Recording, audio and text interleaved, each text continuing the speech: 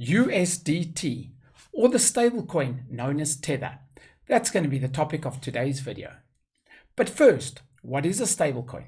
Well, a stablecoin is a coin or a token that is pegged to a commodity, a currency, or an asset. In this case, USDT is pegged 1-to-1 with the US dollar.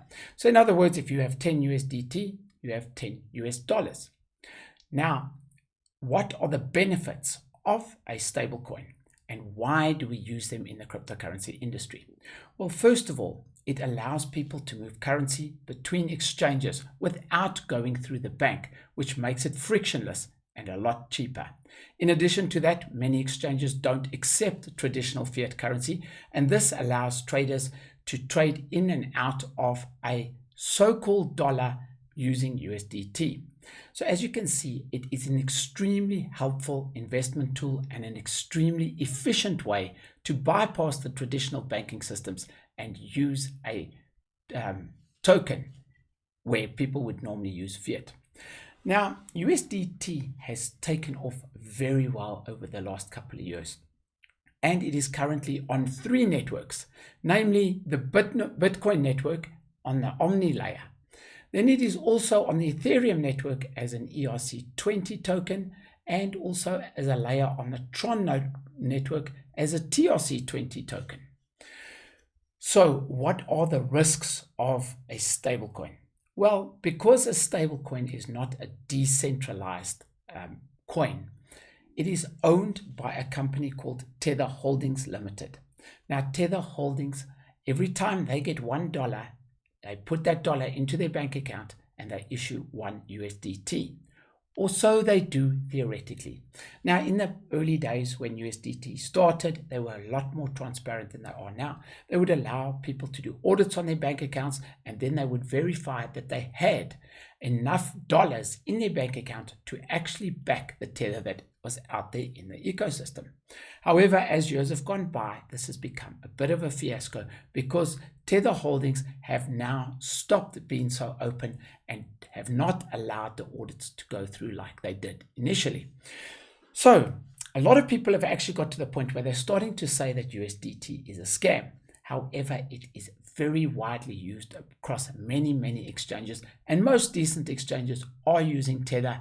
So it's up in the air as to what will happen with Tether in the near future.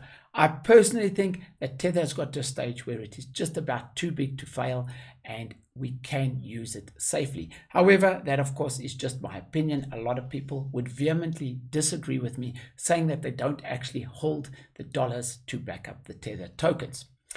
If Tether were to fail, of course, this would be nothing short of disastrous for the cryptocurrency industry, and we would see a lot of coins, including Bitcoin, price plummeting because of this disruption in the marketplace. Now, the reason that I'm talking about Tether today is because if we click over here to CoinMarketCap, we will see that this Tether is arguably the most traded currency or cryptocurrency around.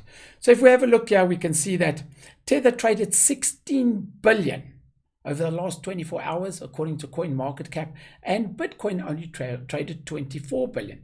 So if we just order that quickly, we can see Tether in first position and Bitcoin in second position.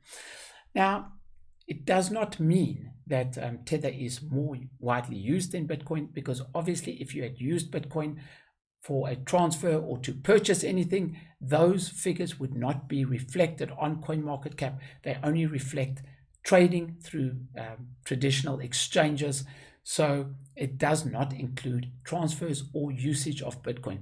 So this figure is subjective. However, it is no small feat that Tether has risen to #1 position as a trading pseudo cryptocurrency.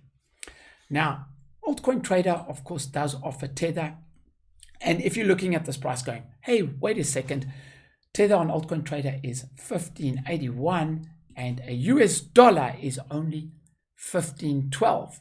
You are very correct. The reason for that is very similar to the reason that you will find Bitcoin to be more expensive on any local South African exchange as opposed to international exchanges. So because it is easy to move Tether across borders and across countries, we can see that the price, of course, in South Africa, because it is a pseudo cryptocurrency, is more. Now, this, of course, allows you a greater flexibility in your altcoin trader portfolio.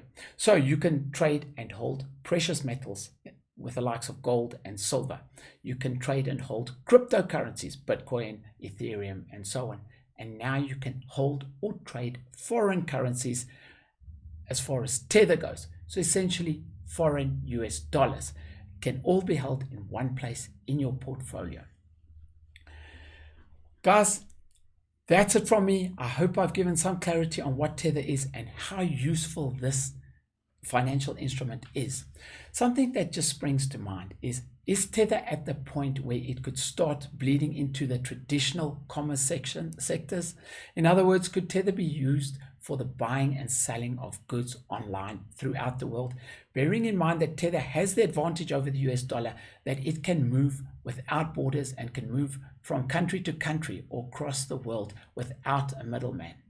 I personally think it's still early, and Tether probably doesn't have the legs or the ability to do that. Theoretically it does, but as far as adoption goes, it doesn't. Now, Libra coin, the likes of Facebook, would probably be better suited to become a world dominant currency and be able to fill that role. However, I personally believe that the US regulators as well as the European regulators are not going to allow Libra to launch, or they're going to severely hamper the project. And this is because they realize the potential and the potential disruption into the traditional financial system of something like Libra coin and the way that it could dominate the entire financial system. That's it from me, guys. If you like my content, please subscribe to my channel. I would very much appreciate it. I'm out.